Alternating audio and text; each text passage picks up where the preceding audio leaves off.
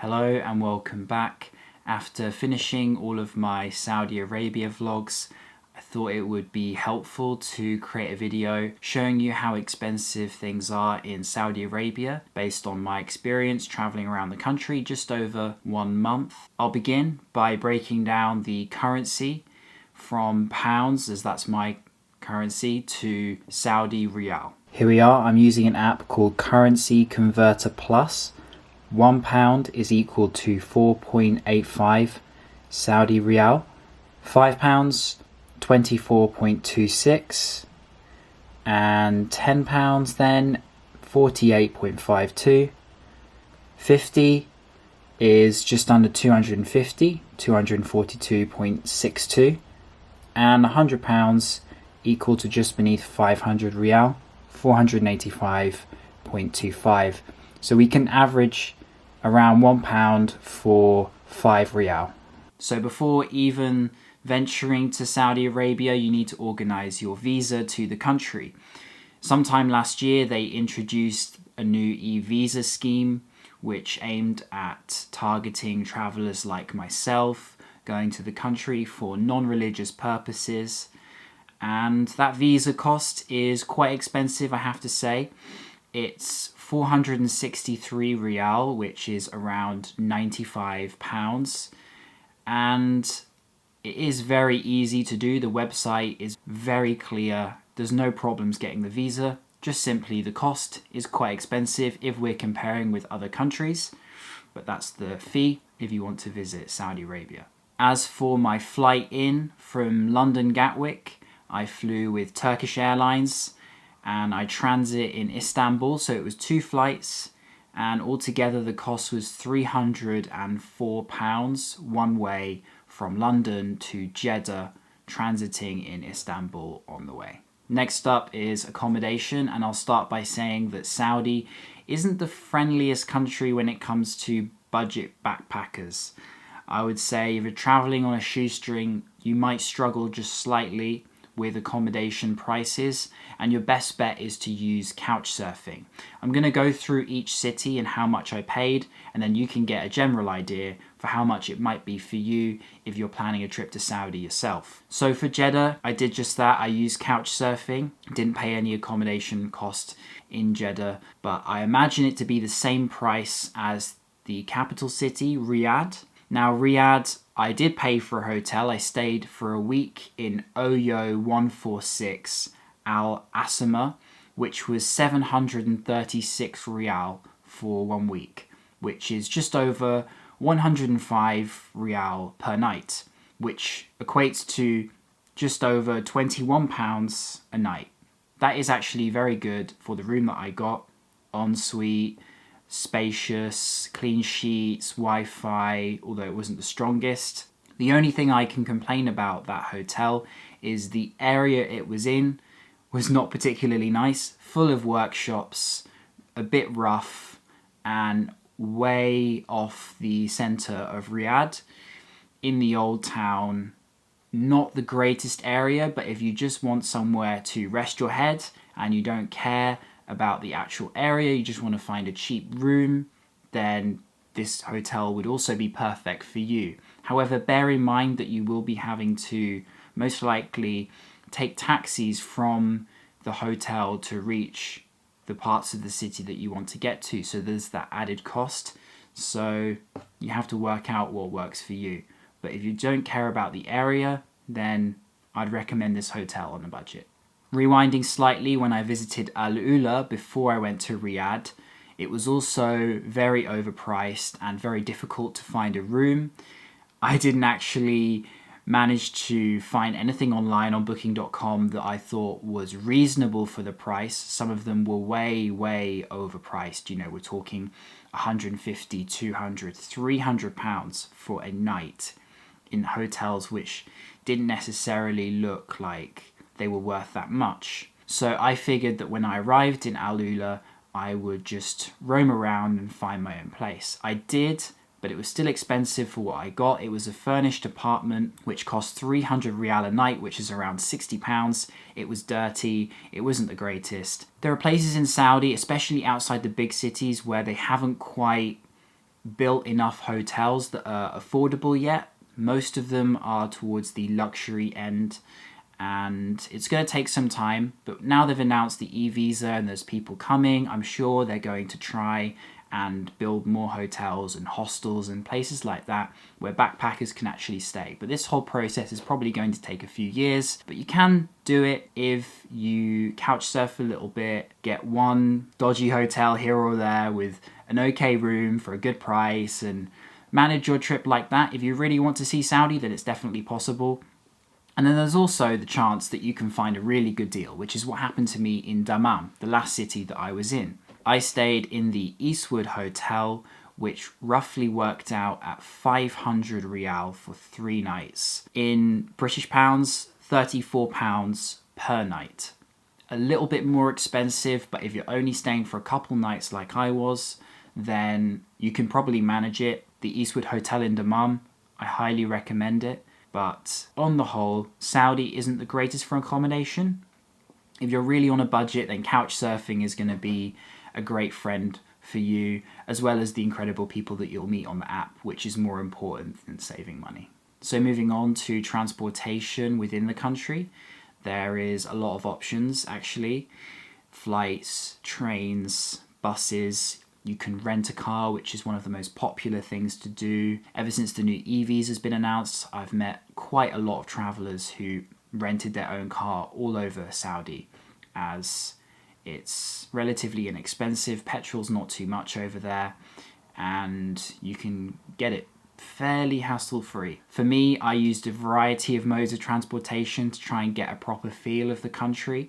So I'll run you through each of those and their costs.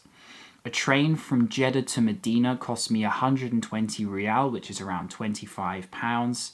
Saptco bus from Medina to Alula was 79 Riyal, or about £16.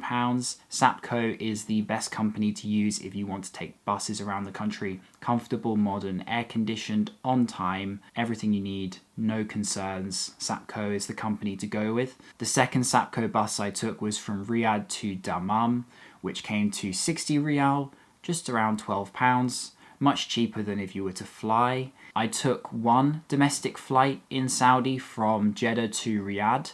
There are plenty of options when you want to fly around Saudi Arabia. It'll be roughly the same price going between any of the big cities, although I don't really encourage it more than once because you're just contributing to carbon footprint, and some of these distances you can do by bus, and it doesn't take that long. For example, I went from Riyadh to Dammam on the bus, and it only takes just a few hours. It's not too bad. Traveling within cities, I mostly use the application Uber, which I'm sure you're familiar with, and generally it was quite inexpensive. A bit more than other countries, yes, but for Saudi Arabia, I probably expected it to be a little bit more expensive. So overall, I'm quite happy with the prices of it. I worked out that it was around 25 Riyal for a 12-kilometre journey, which is also around £5. So 6 kilometres, about £2.50, 3 kilometres, around £1.25, etc, etc. Around 2 Riyal or 40p a kilometre. And that's based on my experiences and costs that I accumulated across Jeddah, Riyadh, Alula, and also Dammam. And looking through the different rides after my trip, that's the rough amount you can expect to pay per kilometre. Now we have the most important thing, of course, food. Varies depending on whether you eat in local places or nice, modern, air-conditioned restaurants in the big cities. Can fluctuate a lot, and also if you're eating fresh fish from Jeddah or if it's just full, it's going to vary. So like every country, depends on the restaurant you go to, but I've got a few prices here to show you from some menus that I filmed. One was a really nice place in Riyadh where I went for breakfast called Moonshell. It's really healthy. It's not Arabic food. It's just like acai bowls and smoothies. But I thought it'd be interesting to show how much that costs in somewhere like Saudi Arabia. So take a look at the menu. A few different bowls here, between around £7 and £10, quite expensive but very healthy. And also coffee there, 15 Riyal, and then shakes and juice too. At roughly 24-25 Riyal is about £4 or £5. And then secondly, I also filmed the menu in a really cool place which does shawarma, falafel, all that jazz. It was super heaving. Again, this was in the capital Riyadh. So take a look at a few of the prices on the menu. Here we have the Mama Noura menu, which has a bunch of different stuff, of course. Chicken, shawarma, you can also get meat shawarma, different plates. They're around 5-6 riyal. They're very small, so just around £1 for those.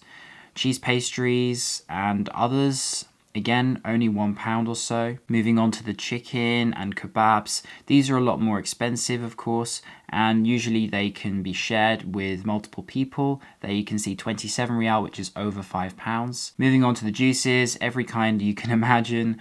All of them for a small, around £1, and for a large, less than £2. Really good to also see the locals coming to get their food, and the different stations made it a really nice experience and something a little bit different as well as affordable. There are various different branches of Mama Noura in Riyadh, so find the nearest one and give it a visit, because it is certainly a great place to try some regional food, not necessarily Saudi, but something that's very popular in Saudi, and also sit amongst the other locals who've come to grab something quick. There are, of course, many other food places in Saudi Arabia, and it's been hard to kind of give you an entire representation of what you can expect to find.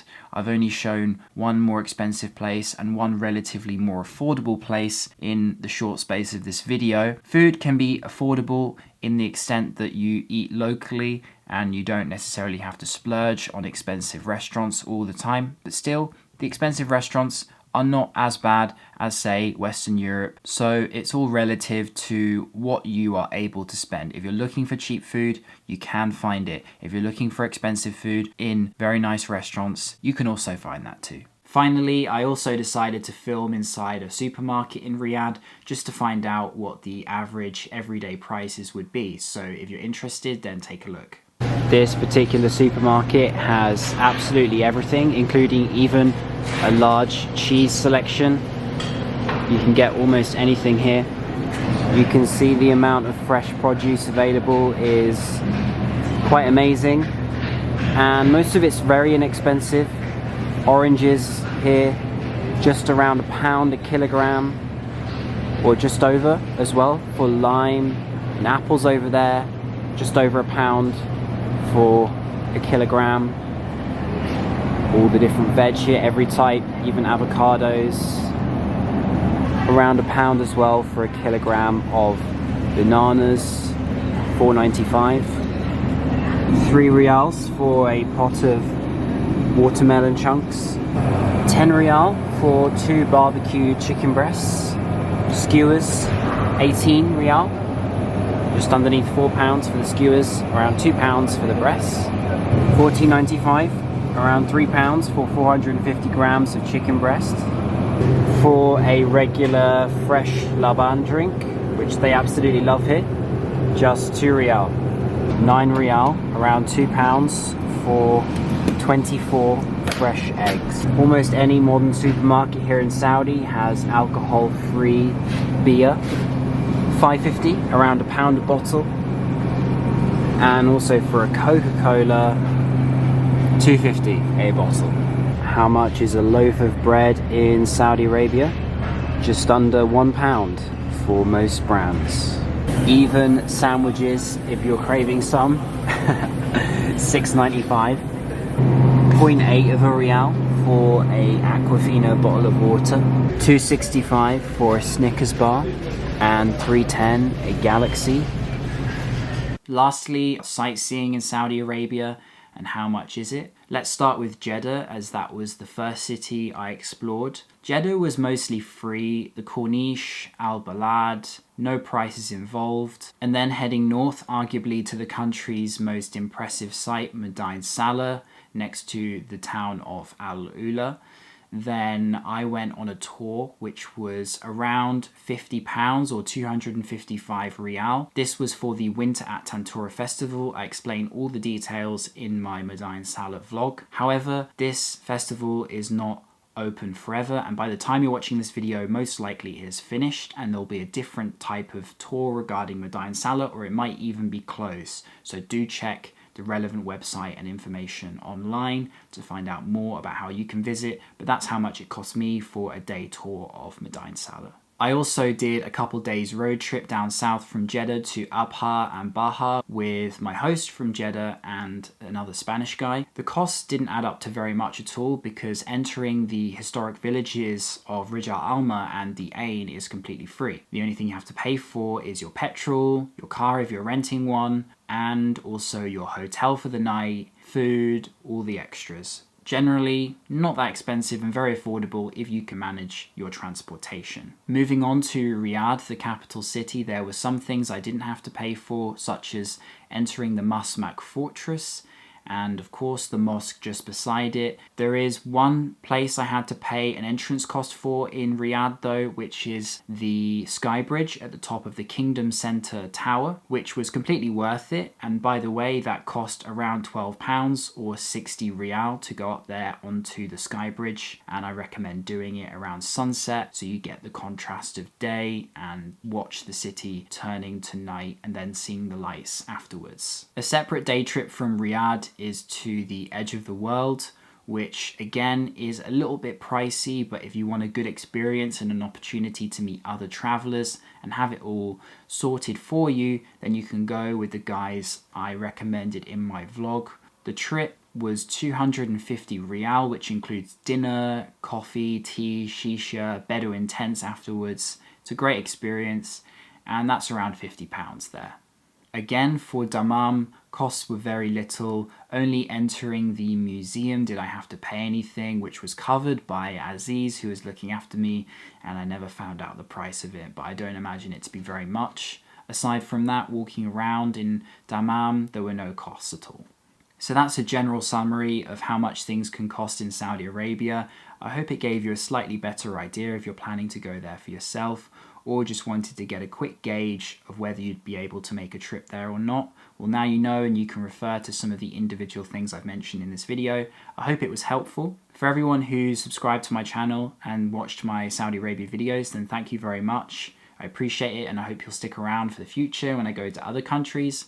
Maybe I'll be back one day. I love the hospitality, and I love seeing the other side of the lens in a country which gets different kinds of media perceptions from around the world. Well, to see it underneath the scope was certainly interesting, and I'd highly recommend it as a place to visit because the culture is so rich. Certainly you'll not have a problem, just simply because the people are so friendly and hospitable that even if you're in trouble, you just ask a guy for help and he would do anything for you. That's the nature of how people are there. You might have seen that a little bit in my videos. I didn't film people as much in Saudi Arabia as I'd have liked because it is still a conservative country, as we all know, and I don't want to go overboard with filming people that don't want to be filmed. But you got to see a little bit and hopefully got a nice taste of what the country's like. I'm heading to Bahrain next, so stay tuned for vlogs from there, and then also one other Gulf country. If you're interested, then hang around for those videos coming next on my channel.